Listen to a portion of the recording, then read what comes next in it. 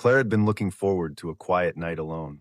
The kind of night where the world outside slows down, and the only sounds are the familiar rhythms of her own home. It was a stormy evening in a small suburban neighborhood, a place where neighbors usually waved as they passed by. But tonight the streets were empty, save for the distant flash of lightning cutting through thick clouds. Inside the house, the old heater hummed softly, fighting against the chill creeping through the windows. The light above the kitchen sink flickered faintly, casting uneven shadows across the worn countertops. Outside, the wind tapped against the glass, like fingers trying to find a way in. The faint rumble of thunder rolled across the sky, low and distant, but close enough to remind Claire of the night's restless energy.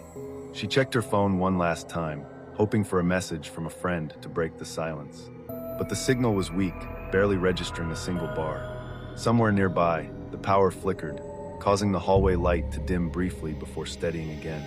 The neighbors' houses were dark, windows shuttered as if the whole street had gone to sleep, or maybe had simply left. Claire felt the quiet pressing in around her, a stillness so complete it almost felt like holding one's breath underwater. She moved slowly through the rooms, the creaks of the old wooden floor beneath her feet echoing louder than usual. In the living room, the ticking of a grandfather clock counted away the seconds, steady and unchanging. But as she settled into the worn armchair by the window, a subtle unease began to grow, a feeling that she was being watched, though no one was there. A faint sound came from upstairs, almost too soft to notice. A slow, dragging noise like footsteps on the floorboards, but the house was supposed to be empty. Tonight, Claire wasn't just alone. Something else was stirring. As the night deepened, the storm outside grew fiercer. The wind howled through the trees, rattling the windows and making the house shudder with each gust.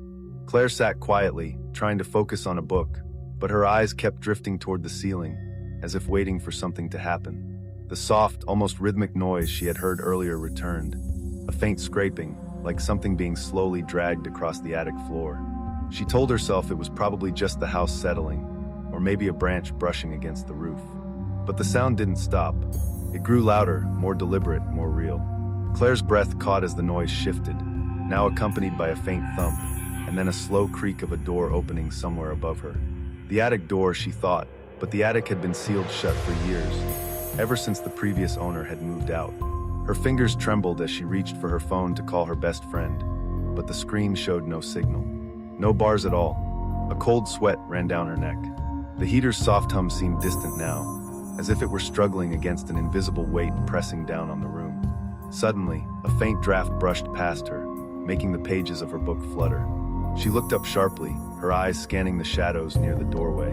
There was a moment of silence, a pause that felt endless, before a slow knock came from the attic stairs. 3 sharp, measured knocks, not loud enough to be heard outside the room, but unmistakably close. Claire's heart hammered in her chest as she rose cautiously, each step heavy with dread. She reached the foot of the attic stairs, staring upward into the darkness above. The single bare bulb hanging from the ceiling flickered wildly, then steadied. Her eyes searched the gloom, but saw nothing. Still, the sounds continued, footsteps now pacing just above her, slow and soft, moving back and forth, as if someone was walking the length of the attic, watching, waiting. In the dim light, she noticed something odd, a small object lying near the stairs. A dusty, yellowed photograph. She picked it up carefully, wiping away years of grime. It showed a family she didn't recognize, standing in front of the house. On the back, a faded note in shaky handwriting. "Leave before the visitor comes." Claire swallowed hard, the room suddenly feeling much colder. The visitor? What visitor? And was it still here? Claire's hands trembled as she stared up at the attic door. The faint glow from the hallway light cast long shadows across the stairs, but the darkness inside the attic remained impenetrable. Her breath hitched. The air around her grew heavy, colder than before, as if the very atmosphere was thickening with something unseen. She knew she had to see what was up there, but every instinct screamed at her to turn away. Slowly, she reached out and grasped the old wooden handle. It was colder than the air itself, slick with moisture. With a soft creak, the attic door began to open, revealing a narrow staircase swallowed by darkness. She took a shaky step up, the worn boards groaning underfoot, the sound sharp and echoing in the confined space. As her eyes adjusted, she made out a faint outline, an old trunk, coated with dust and cobwebs, sitting in the far corner. The smell of damp wood and forgotten things filled her nostrils. Claire's heart pounded loudly enough that she was sure it echoed off the attic walls. She moved toward the trunk, each step slow and deliberate, the weight of unseen eyes pressing down on her. Her fingers found the latch, stiff and resistant. With effort, it gave way, revealing the contents inside: old photographs, yellowed letters, and strange objects that looked out of place in a family attic. Then, as she pulled one photograph from the pile, a soft but sudden slam echoed through the attic. The door had shut behind her. Claire spun around, panic rising in her chest, but the door was firmly closed. She pounded on it, shouting, but her voice seemed swallowed by the darkness. The faint sound of footsteps, soft and slow, circled around her, growing closer. The air grew colder still, her breath visible in the dim light. Then, barely audible but unmistakable, a whisper. "You shouldn't be here." Frozen in place, Claire felt the temperature drop further, the walls closing in. The visitor had arrived. Claire's pounding on the door finally grew faint as exhaustion overtook her. Hours passed, or was it minutes? Time lost meaning in that suffocating darkness. Then, without warning, the door creaked open just enough for her to slip through, gasping for fresh air. She stumbled down the stairs, heart still hammering, the house silent except for the storm raging outside. Outside, rain poured in sheets, drenching her as she scrambled down the porch steps and into the night. She didn't stop until the neighbor's porch light came into view. Empty, dark, no sign of anyone. When she finally caught her breath, Claire called the police. But there was no sign of forced entry. No footprints, no disturbances. The officers found nothing unusual in the attic. No sign anyone had been there, no trunk, no note. Weeks later, Claire uncovered an old family journal tucked away in the basement, a diary belonging to her grandmother. Within its fragile pages, she read a story she'd never heard before. Her grandmother had lived in the same house decades ago and had locked the attic door for one simple reason.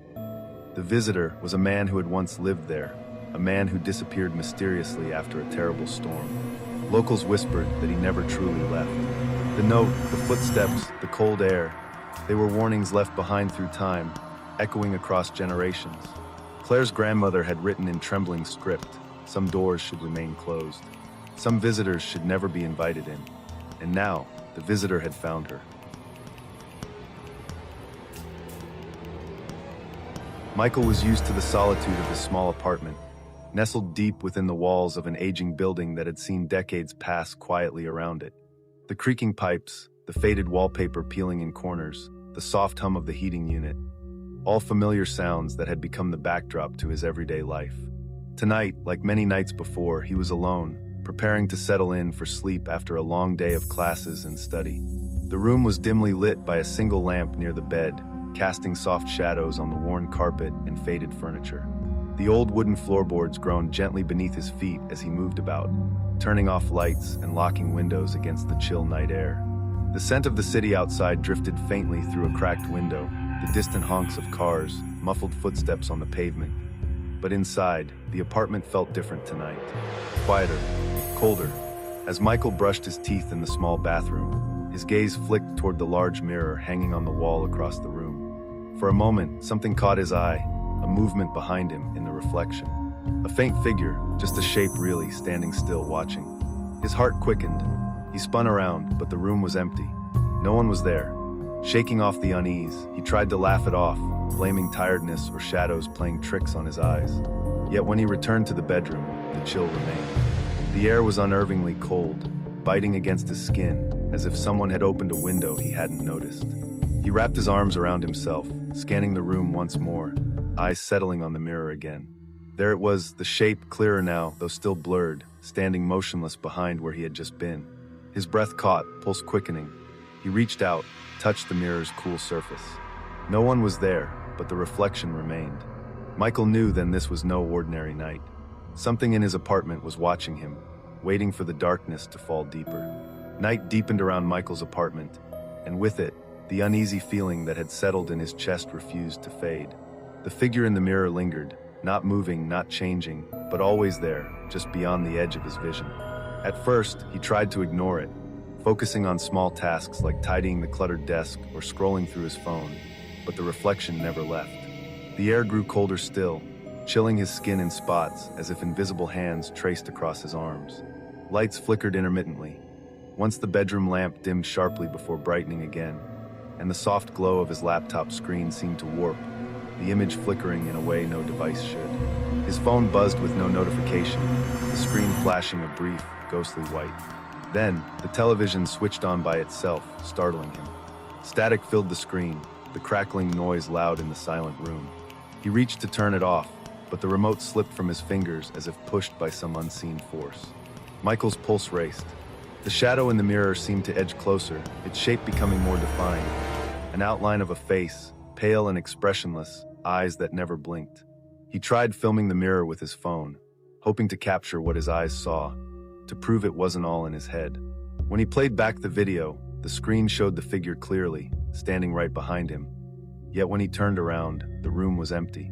No sound, no movement, just silence. Every reflective surface, windows, phone screen, polished table, revealed the same haunting presence.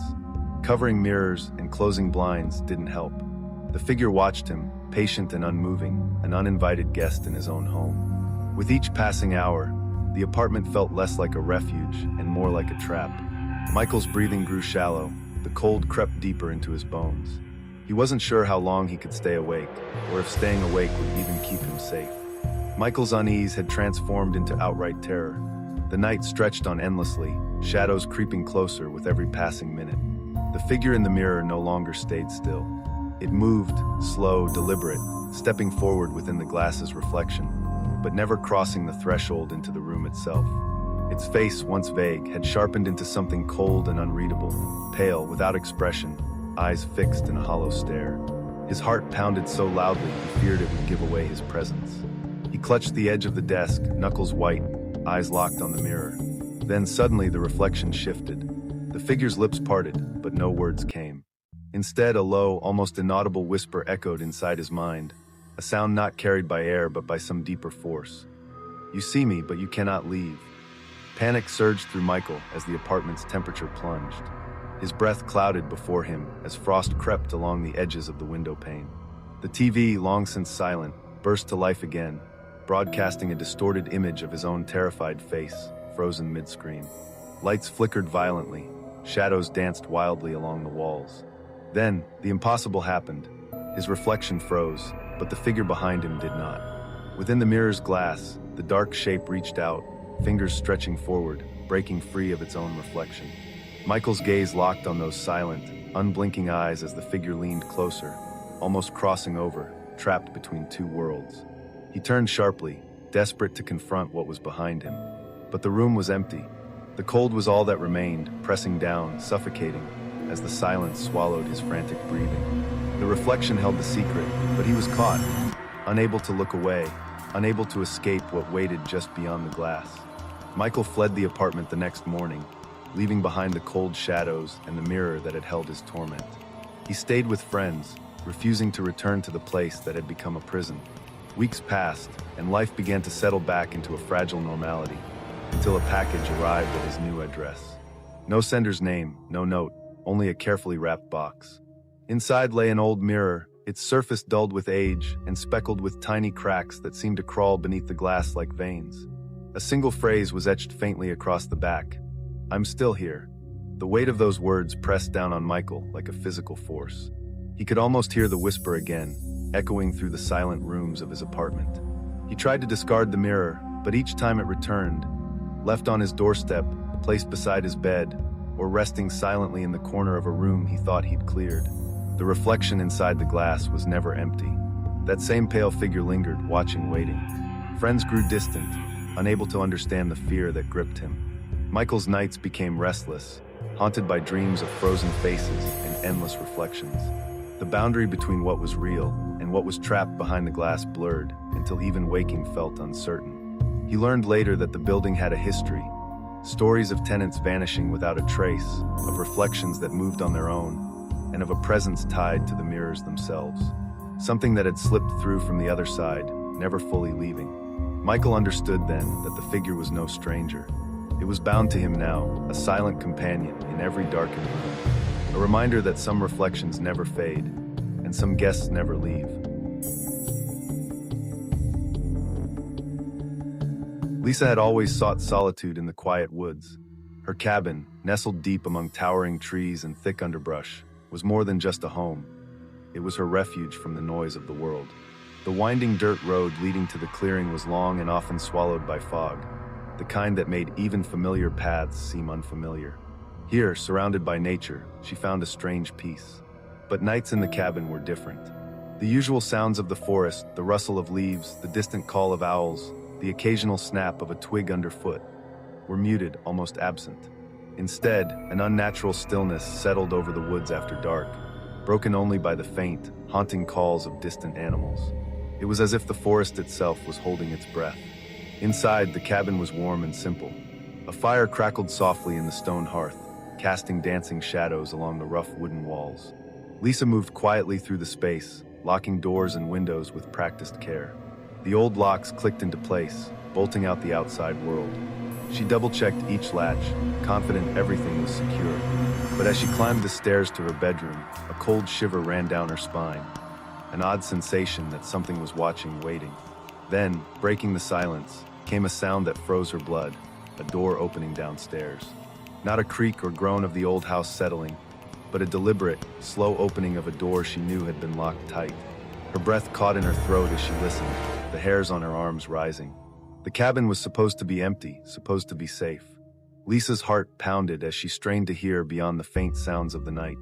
The woods pressed close around the cabin, dark and thick, hiding secrets that stretched far beyond the tree line.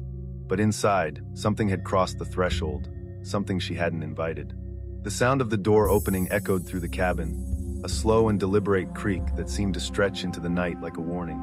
Lisa's breath hitched as she stood frozen, every sense sharpened and alert. She had locked that door herself just moments before. There was no way it should have moved. And yet, there it was, opening again, a soft but unmistakable sound of wood scraping against the floor. She moved cautiously, every footstep muffled against the worn rug. The fire flickered weakly in the hearth, casting long shadows that shifted and danced like silent figures across the walls. Outside, the wind sighed through the trees, rustling branches that tapped against the cabin like soft fingers reaching in. The air inside grew colder, unnaturally so, as if a window had been left open, though Lisa knew she had shut every pane tight. A faint smell drifted through the room, a mix of damp earth and smoke, something ancient and unsettling. It filled the space between the warmth of the fire and the chill creeping up her spine. Lisa's eyes scanned the room for any sign of movement. She noticed small changes, objects slightly out of place, a chair angled differently than she remembered, a blanket tossed carelessly where it had been folded neatly. The sounds came again, footsteps on the creaky wooden floor, slow and cautious as if someone, or something, was pacing just beyond her sight. She reached for her phone to call for help, but the screen remained dark, dead of signal. No service, no connection to the outside world. She was completely alone, or so she thought. Setting up a small security camera seemed the only option to catch whatever was moving through her home.